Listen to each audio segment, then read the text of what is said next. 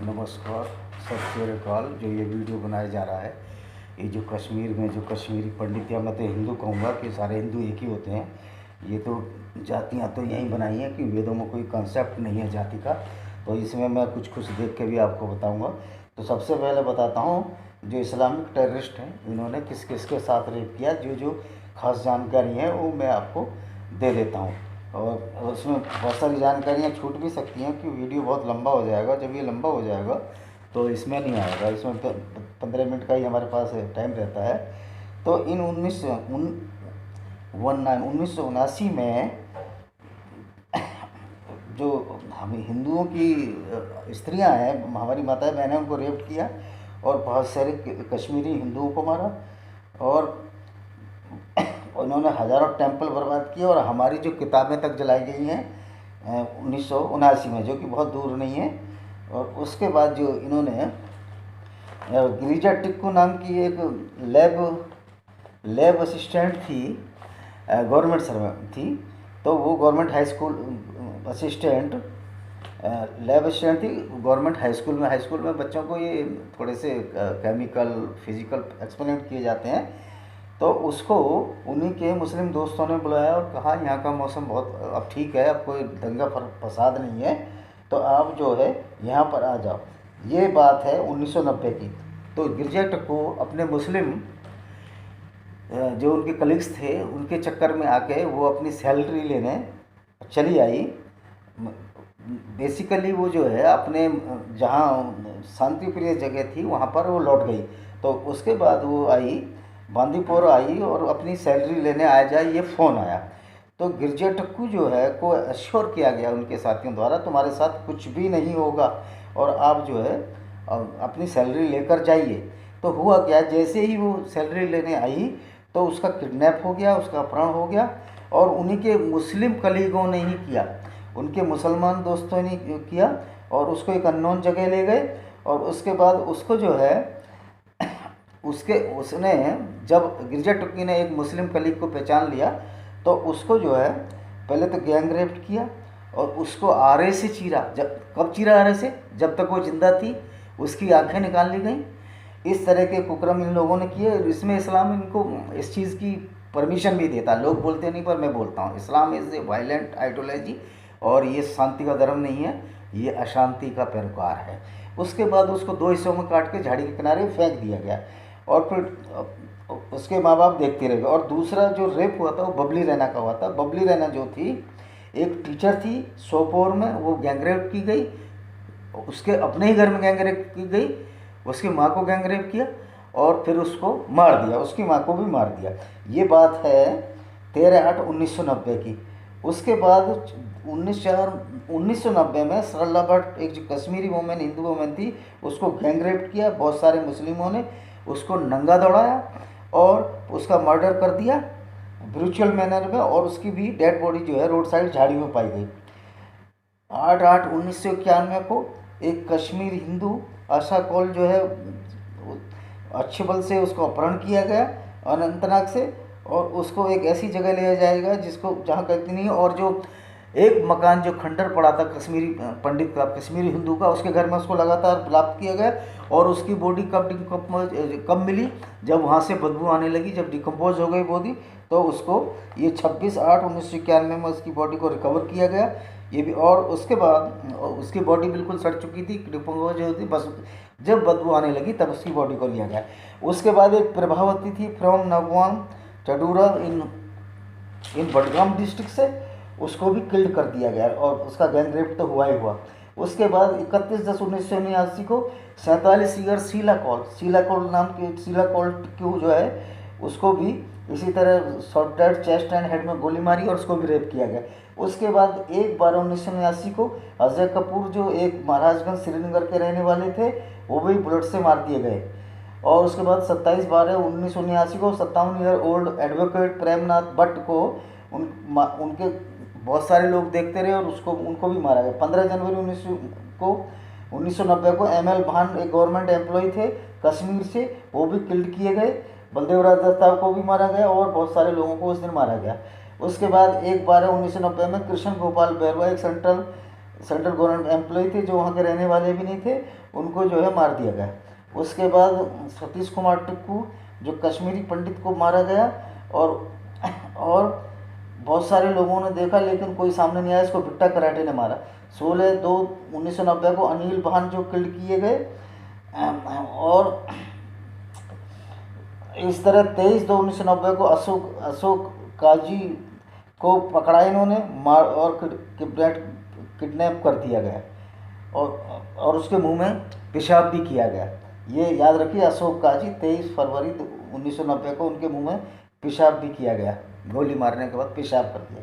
27/2/1990 में नवीन सप्रू जो हब्बा कदल ब्रिज के रहने वाले थे, वहाँ उनको मर्डर किया गया, और उनको देखते रहे कि ये कब ना, और उसके चारों तरफ डांस भी किया इन लोगों ने, मरते हुए आदमी के सामने डांस किया। कितने कितने घिनौने अपराधी उन्होंने, यासीन मलिक और इनके, उनकी गलती उनकी नहीं है। इस्लाम ही इस तरह का है, वायलेंट आइडियोलॉजी का, जो ये बोलते हैं इस्लाम जो है एक पीस धर्म है, शांति का धर्म है, हमसे बहस करें।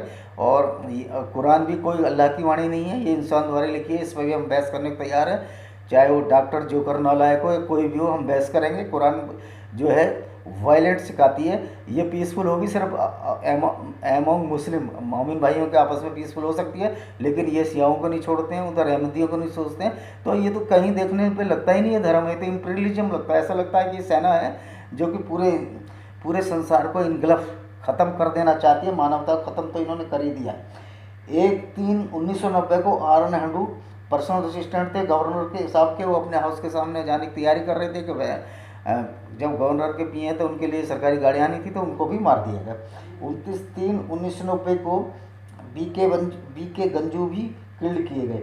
20/3/1990 को ए के रैना थे deputy director food and civil supply, उनको भी उनके ऑफिस के सामने गोली मारी गई। और अच्छा, उसके बाद इन्होंने 19/4/90 को सरला भट्ट का हम दे चुके हैं। 27/4/1990 को ब्रिज शाह किडनैप हो गए उनके घर से कुपवाड़ा से, और उनकी जो लाश है 2 दिन बाद मिली, और उनको जो मारा गया था स्टील का तार उनके गर्दन में फंसा के मारा गया था। तो ये आतंकवादी क्या, ये इस तरह के लोग क्या छोड़ने लायक नहीं, इनका समूल विनाश वर्ड से करना होगा, ऐसी आइडियोलॉजी का, तभी ये संसार बच पाएगा। और हमारे मुस्लिम भाई बहुत समझदार हो गए हैं, अब जो पढ़ रहे हैं, तो जैसे 30% तो ईरान में एक्स मुस्लिम है, वो इसलिए डर से नहीं बताते हैं कि कहीं उनको मार नहीं जाए। ये पाकिस्तान भी यही हालत है, 2 करोड़ से ज़्यादा एक्स मुस्लिम है, लेकिन चूंकि वहाँ ब्लेसफेमी लॉ है, कोई धारा है जिससे कि अगर कोई मुसलमान जो दूसरे धर्म में प्रवेश नहीं करता, ये गुंडागर्दी है, दादागिरी है। अगर कोई मुसलमान हिंदू या ईसाई बनना चाहे तो उसको क्यों मारा जाए, ये डिक्टेटरशिप है। इनको मालूम है, मोहम्मद साहब को भी मालूम था कि अगर मैं ये डिक्टेटरशिप में लाऊंगा तो कोई मुसलमान बनना ही नहीं चाहेगा, क्योंकि इनकी कुरान में तो बड़ी खूबसूरती है लोगों को मारने के लिए, सारे पेड़ उजाड़ने के लिए, सारे हराम है इनके यहाँ, लेकिन कत्ल करना हराम नहीं है, बाकी सारे हराम है, जो अच्छी चीज़ें सब हराम, कत्ल करना ये कुरान कहती है ये कोई हराम नहीं है। और काफिरों को मारना तो इनको स्वर्ग मिलेगा, 72 कितनी 70 या 72 उरे मिलेंगे।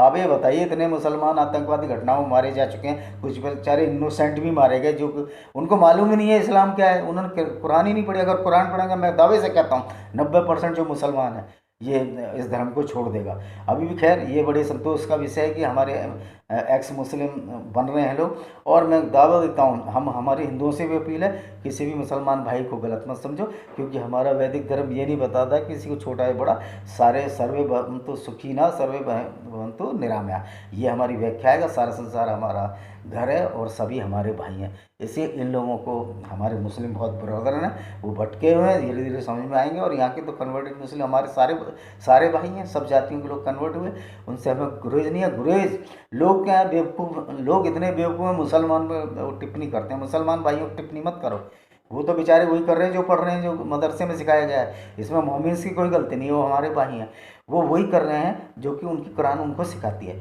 तो गलत कौन हुआ? मुसलमान बिल्कुल गलत नहीं है, वो भी इंसान है, आम आदमी। गलत है कुरान, जिसमें ऐसी चीज़ें लिखी गई हैं कि काफिरों को मारो, ये मारो, वो मारो। दूसरी, वो अपने फ़ायदे के लिए उस टाइम उन्होंने जो आयत उतारी सारी उतार दी। उन्होंने एक आयत वो भी उतारी थी कि जो उनका दत्तक पुत्रा उसकी मिसेज से मैरिज करनी थी, तो एक आयत उतार दी जो कि सच्चा जो लड़का होगा अगर आपका ब्लड रिलेशन का पुत्र है तो उसकी लड़की से, उसकी बहू से शादी नहीं कर सकते, उसकी वाइफ से, लेकिन जो जो दत्तक पुत्र है उसकी बहू से या उसकी वाइफ से शादी कर सकते हैं। हुआ भी, मोहम्मद साहब ने उसको शादी किया।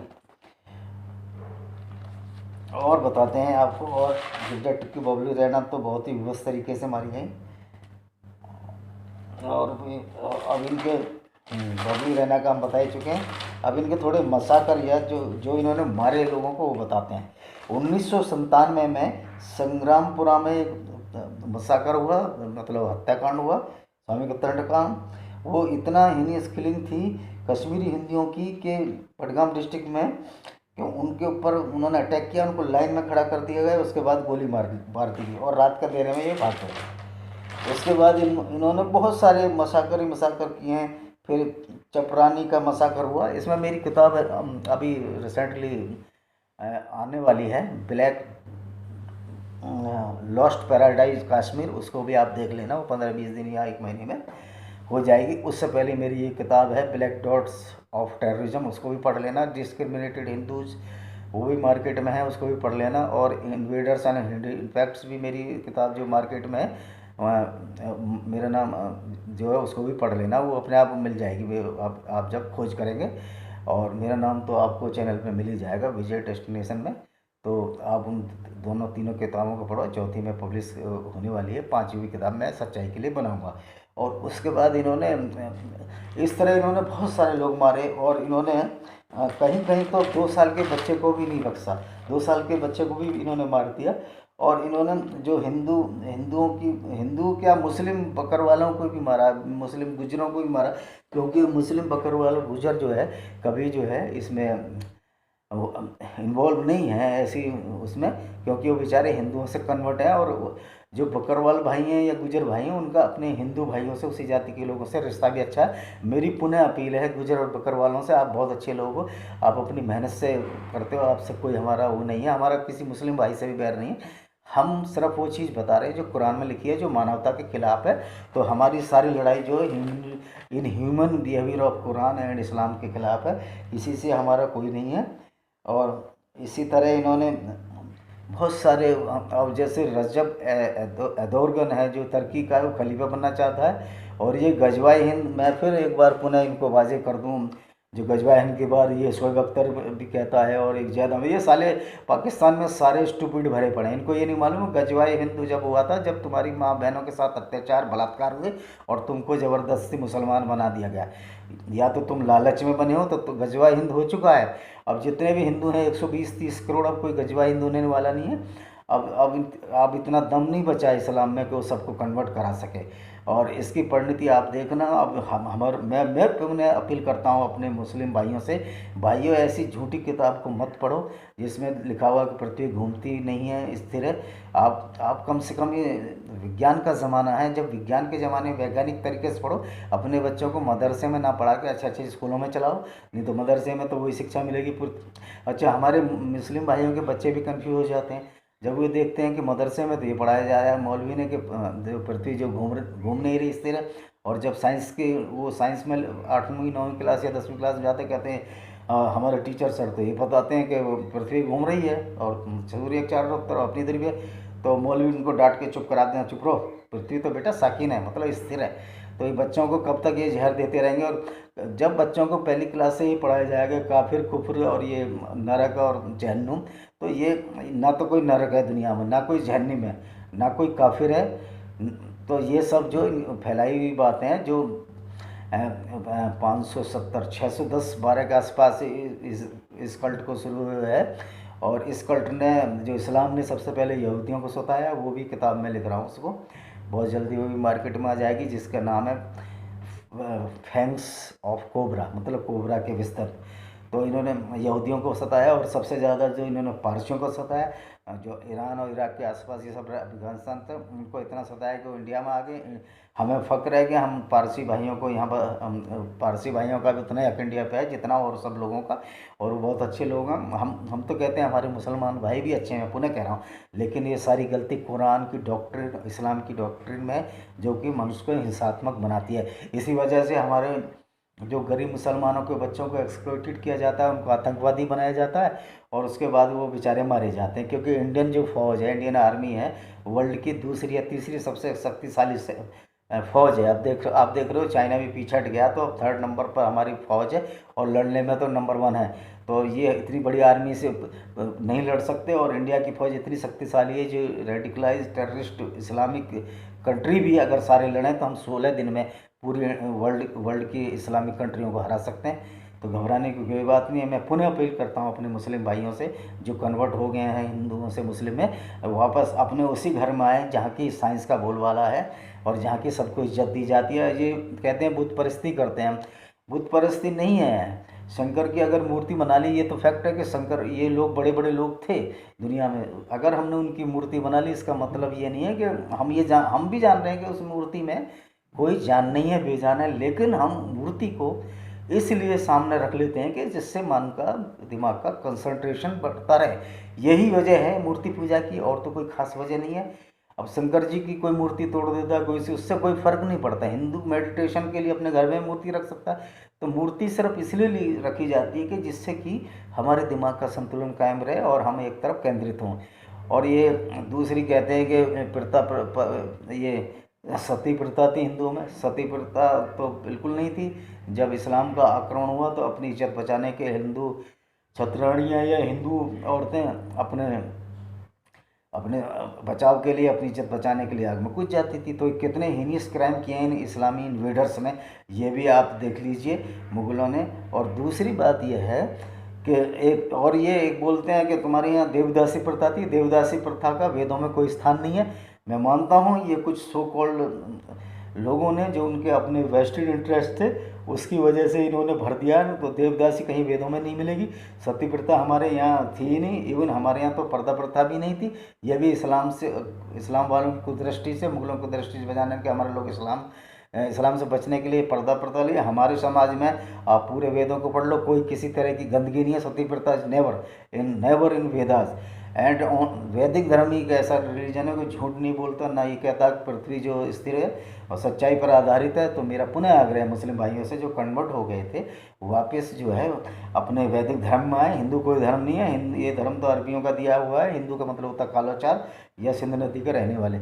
असली वर्ड है सनातक वैदिक धर्म। तो मेरा पुनः अपील उन्हीं मुस्लिम भाइयों से है, जैसे बहुत से हमारे राजपूत है इधर छतारी के आसपास हैं, और कुछ गुर्जर मुस्लिम हैं और जाट मुस्लिम हैं और गडरिये और हीर, जो भी बिरादरियाँ हैं, जो भी मुस्लिम बन गए दबाव में, अब अपने अपने धर्म में आए जो कि सच्चा और वास्तविकता से में है, और ऐसे धर्म को छोड़ें जो सच्चाई और वास्तविकता से परे है। ये मेरा रिक्वेस्ट है आपसे, आग्रह है। कोई जोर जबरदस्ती नहीं है। आप वेदों को पढ़ें, कुरान को पढ़ें, दोनों को मिला लें। उसके बाद जो फैसला होगा वो हमारे और आपके सीमावर्ती। इन्हीं के साथ मैं अपने शब्दों को ख़त्म करता हूँ। जय हिंद, वंदे मातरम। हमारे हिंदू मुस्लिम सिख ईसाई सारे भाई सही से ही रहे और वेदों की ओर लौटें, मेरी यही कामना है। धन्यवाद।